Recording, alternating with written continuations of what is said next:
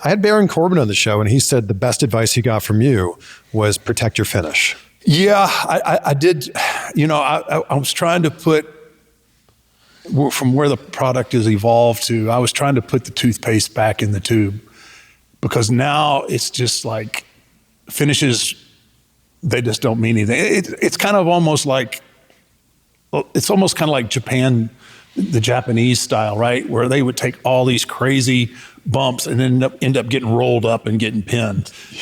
And I think a lot of it comes from the match that Sean and I had kicking out. I let him kick out of the tombstone, and those people realize those false finish kickouts, man, they get a loud pop. They get a real of a reaction. So it's become kind of the common thing now is to let people kick out of your finish. It's evolution, but I mean, you look back to Jake the Snake giving somebody a DDT.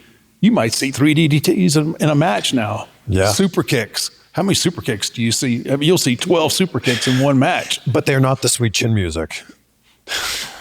His leg had a spring in it to give it, but that was kind of what I was trying to tell. Get something. Yeah.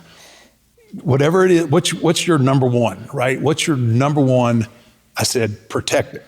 Now come up with a number 2 that you can be a little more judicious and let somebody use that to kick out if you need it. So what were you okay with people kicking out of? I was kicking out of, the choke slam. I was okay with that. The last ride, I guess, kind of replaced the tombstone for a while. For a little while, yeah. During the American Badass period, I used the last ride a lot. But even those, there wasn't a lot of kickouts. But I mean, that's just how the business has evolved.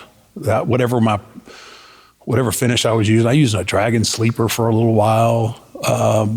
I used obviously Hell's Gate. That was kind of added late in my career. Yeah, just different options. That was, I added Hell's Gate in there just because I was getting so beat up. Like when I worked with the really big guys, I couldn't pick them up and throw them around like I used to. So I had to figure out a way to, how do you beat Khali, right? You choke him out. That was just kind of self-preservation, figuring out different ways to beat different guys instead of risking giving them a bad tombstone.